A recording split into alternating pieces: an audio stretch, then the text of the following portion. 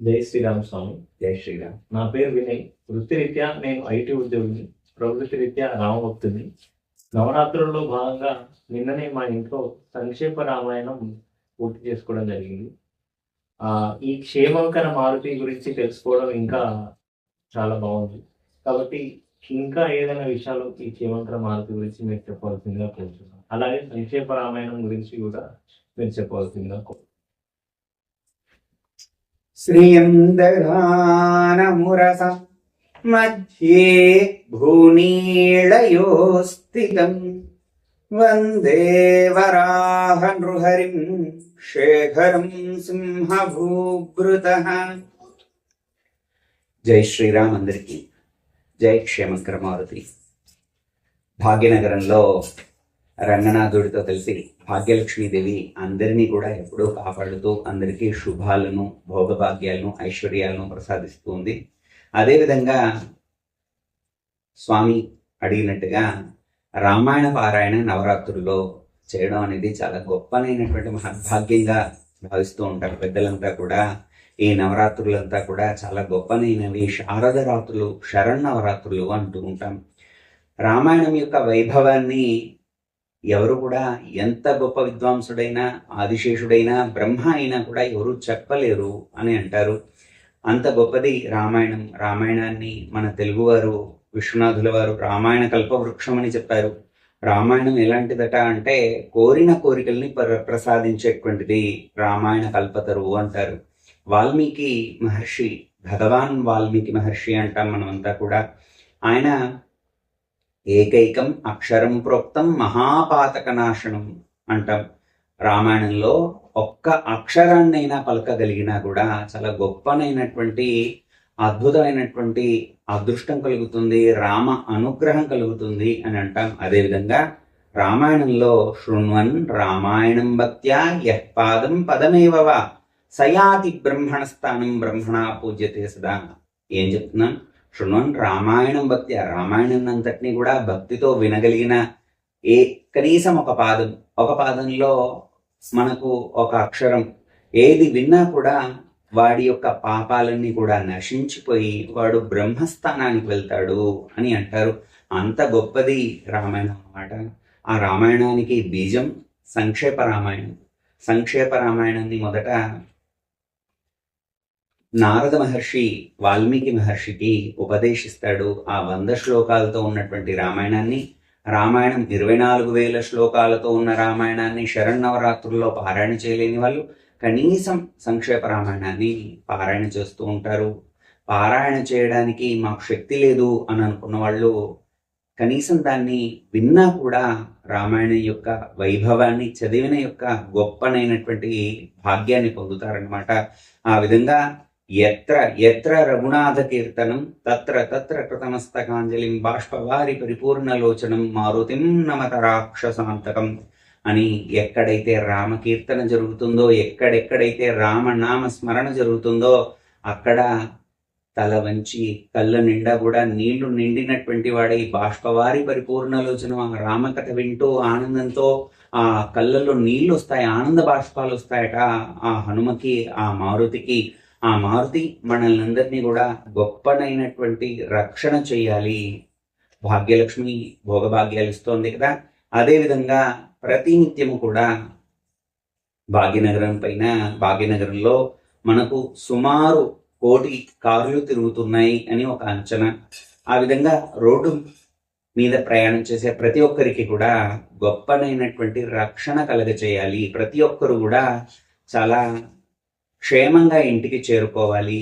పొద్దున ఇంటి నుంచి బయలుదేరిన వారంతా కూడా మళ్ళీ ఇంటికి తిరిగి వెళ్ళేటప్పుడు క్షేమంగా ఇంట్లో ఉండాలి, క్షేమంగా ఇంటికి చేరాలి అని క్షేమంకర మారుతిని స్థాపన చేసి అక్కడ నిరంతర రామనామస్మరణ, అఖండ రామనామస్మరణ, అదేవిధంగా రామాయణ పారాయణ, ప్రతినిత్యము రామాయణ పారాయణ, రామాయణాన్ని చెప్పే వాళ్లను తయారు చేయడం, ప్రవచనకారుల్ని తయారు చేయడం, ఇలాంటివన్నీ కూడా ఒక ఉద్యమంలా చేసుకున్నాము. అదేవిధంగా ప్రతి ఇంట రామాయణ గ్రంథం ఉండడం ఏ విధంగా ఒక గొప్పనైనటువంటి కోరిక అన్నమాట. ప్రతి ఇంట్లో కూడా రామాయణ గ్రంథం ఉండాలి అని ఒక గొప్ప కోరికతో ఇదంతా నేను మొదలు పెట్టాను. నాకు ఇది మొదలవటం కూడా ఎలా మొదలైంది అంటే, రామాయణ పారాయణ అంతా రామాయణ పారాయణ చేసిన తర్వాత, ఉత్తరాఖండ్తో సహా రామాయణ పారాయణ చేసిన తర్వాత, పారాయణ చేసే సమయం అంతా కూడా నాకు ఇదే ఆలోచన నా వెంట తిరుగుతూ ఉండేది. అందరూ కూడా రోడ్డు పైన అందరూ కూడా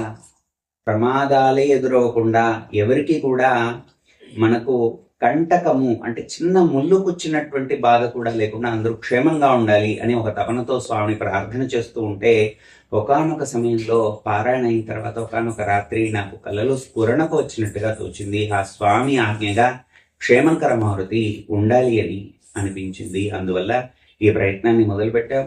ఈ బృహత్ యజ్ఞంలో ప్రతి ఒక్కరు కూడా పాల్పంచుకుంటారని మనస్ఫూర్తిగా కోరుతూ, జై శ్రీరామ్, జై క్షేమంకర మారుతి.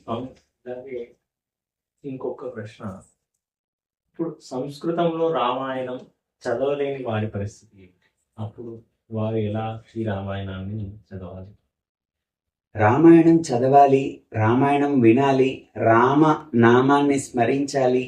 రామనామం ఒక్కసారి రుచి చూసిన వాడికి ఎంత తీపి పదార్థమైనా కూడా రామనామం కంటే గొప్పనైన తీపి కానే కాదు అని అనిపిస్తూ ఉంటుంది.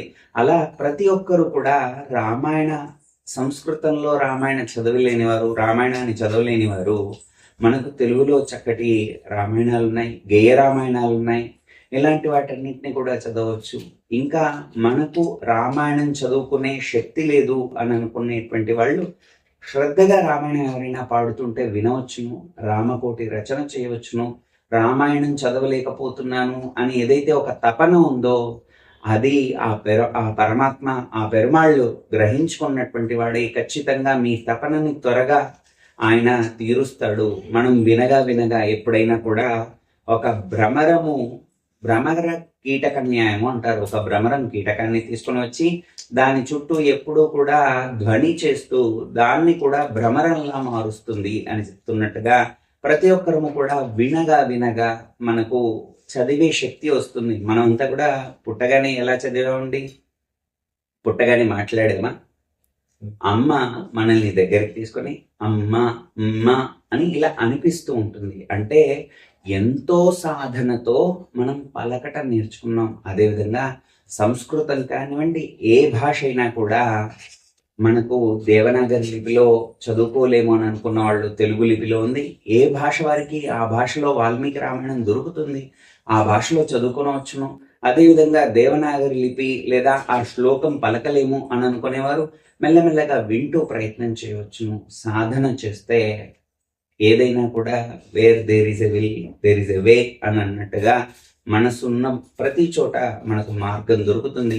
మనకు తృష్ణ గనక కలిగితే, ఒక్కసారి కోరిక కనుక కలిగితే, దానికోసం మనం చూడండి, ఈ కార్ ఏదైనా నచ్చింది లేదా ఏదైనా ఒక వస్తువు మనకు నచ్చితే అది పొందడానికి ఎంత ప్రయత్నం చేస్తాం, ఎంత కృషి చేస్తాం. అదేవిధంగా రాముడి పైన ఆ భక్తి అదే నడిపిస్తుంది. పలికెడిది భాగవతమట, పలికించేవాడు రామభక్తుడట. అందువల్ల ఆయన పలికిస్తాడు. మనకు పలకాలనే కోరిక కలిగించేది కూడా ఆయనే. మనం చాలా నిమిత్త మాత్రం ఆ రాముని శరణాగతి చేయడం, స్వామి నేను నీవాణ్ణి అని ఒక్కసారి ఎవరైనా అంటే వాళ్ళని నేను రక్షిస్తాను అని ప్రమాణం చేశాడనమాట. ఆ స్వామి పరమ దయానిధి, దాశరథి, కరుణ పయోనిధి అన్నమాట. ఆ స్వామి అనుగ్రహిస్తాడు. తప్పకుండా ప్రతి ఇంట్లో రామాయణం చేరాలి.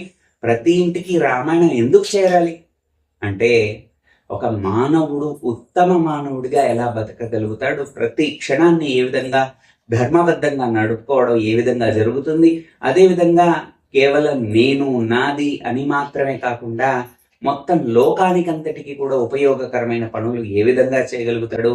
లోకోత్తరం అంటే చాలా లోకానికంతటిని కూడా లోకాభిరాముడు అని అంటాం కదా. లోకమంతా కూడా ప్రేమించడం. ఒక గొప్ప వ్యక్తి ఉన్నాడు అనుకోండి, ఆయనను భజన చేసేవాళ్ళు కొంతమంది ఉంటే, తిట్టేవాళ్ళు కొంతమంది మనం చూస్తూ ఉంటాం లోకంలో. కానీ రాముడు ఎలాంటి వాడు? లోకమంతటికి కూడా అభిరాముడు.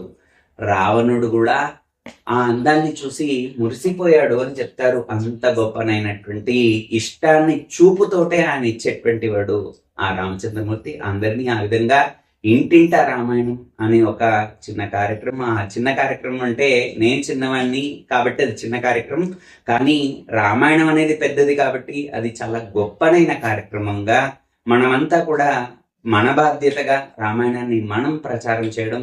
అదేవిధంగా వాహనాల కోసం అని కదా చెప్తున్నాం, మనం ప్రతి ఒక్కరికి కూడా బాధ్యతను తప్పకుండా ప్రతి ఇంట్లో మనం పెద్దవాళ్ళము పిల్లలకి చెప్తూ ఉండాలి. వాహనాలు ఎలా నడపాలి, మన వల్ల ఎవరికి ఇబ్బందులు కలగకుండా ఎలా ఉండాలి అని అనేది చెప్పాలి. ఖచ్చితంగా భద్రతా నియమాలను పాటించాలి. కారులో అయితే బెల్ట్ పెట్టుకోవాలి. 2 చక్రాల వాహనం, ద్విచక్ర వాహనం అయితే తప్పనిసరిగా హెల్మెట్ ధరించాలి. ఈ విధంగా నియమాన్ని ఖచ్చితంగా మనం ఏం చేస్తామంటే ఒక గంట ముందు బయలుదేరడం అనేది ఉండకుండా సమయానికి బయలుదేరుతూ హడావిడి పడుతూ మన హడావిడి వల్ల ఎదుటి వారిని ఎంతో మందిని ప్రమాదాలకు గురి చేస్తూ ఉంటాం. అలా కాకుండా ఇంకొక చిన్న మాట, ఇది చాలా ఏమిటి అంటే ఒక్కొక్క బండి పైన ఇద్దరే పోవాలి అనే నియమం ఉన్న బండ్ల పైన కూడా 4-5 పోతూ ఉంటారు. ఇలాంటి వాటిని మనం ఖచ్చితంగా ప్రశ్నించగలగాలి. యువకులు అనేటువంటి వాళ్ళు దారి తప్పి తిరిగే వాళ్లకు దారి చూపెట్టగలగాలి.